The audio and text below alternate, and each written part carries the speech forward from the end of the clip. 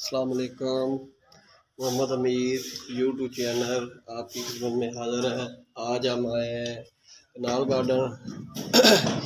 तो हमारा काम आप स्टार्ट होता है। ये गलियाँ, ये गली हैगी है, ये गली दे ठीए वगैरह लाने। तो गली बहुत ही गंदी हैगी।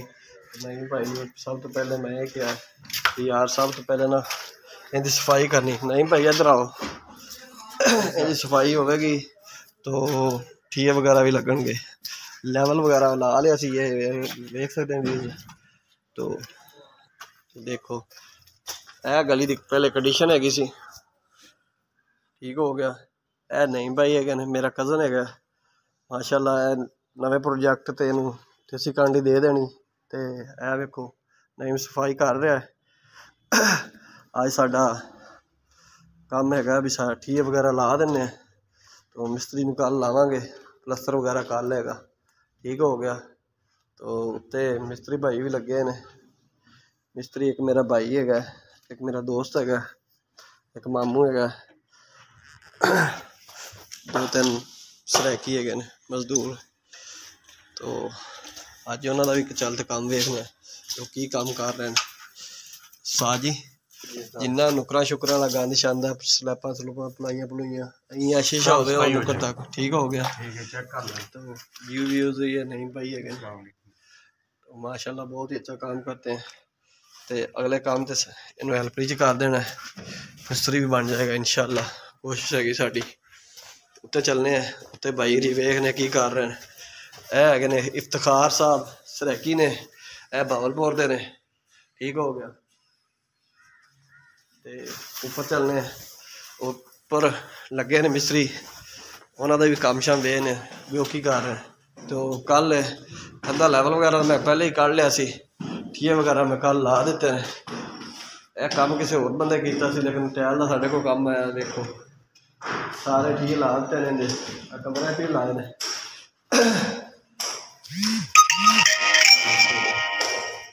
ठीए लगे क्योंकि कच्चा कड़ा ना सही नहीं है, वैसे की वजह से मसाला ज़्यादा आता है, फिर घाटा आता है। उत्ते चलने उत्ते थानू खाने काम।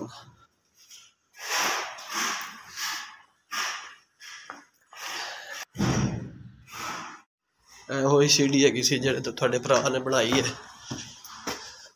पहले सारी तोड़ते ते नीवी कितने अड्डे 6.5 इंच का अड्डा है। तो पिछली वीडियो तो मैं विखाया सी भी उत्ते असीं प्लस्तर शुरू कर रहे सी।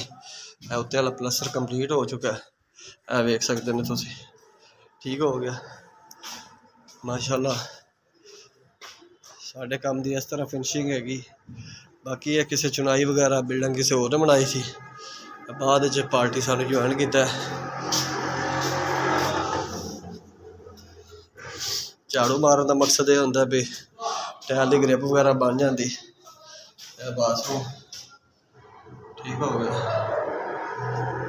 उत्ते चलते उत्ते मिस्त्री लगे हैं, उन्होंने मुलाकात करने। ऊपर तो रास्ता है।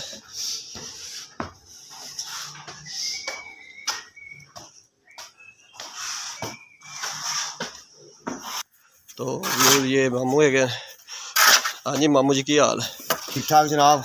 अज का की टारगेट है तुहाडे को? अजकल कमरा है इंशाल्लाह करना है। अच्छा जी, मेरा भाई है वड्डा। अस्सलाम वालेकुम जी। वालेकुम अस्सलाम। तो व्यूज़ ये आज का टारगेट इन्हों दे है छोटा जहा कमरा, ओपन हिस्सा, ठीक हो गया। इतने सलामत भाई लगे ने। हाँ जी अस्सलाम वालेकुम जी। इन्हों का अज टारगेट है छत करनी है वाशरूम की। छत करते उस बाद इन्हों का टारगेट है जी छोटा कमरा करना है प्लस्तर, ठीक हो गया। कमरे जो उन्हें तैयारी वगैरह कर ली, ठीए वगैरह भी ला लें। छत तो बाद उन्होंने प्लस्तर कर देना, ये जिस वक्त मर्जी कर लो, इन्होंने छुट्टी हो गई।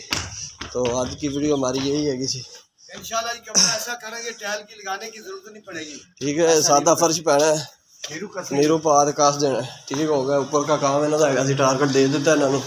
बाकी सारा टारगेट ये है गली वगैरह के ठीए लाने, सफाई करनी, सफाई करते इन्हों तैयारी देनी भी ठीए लगे होंगे।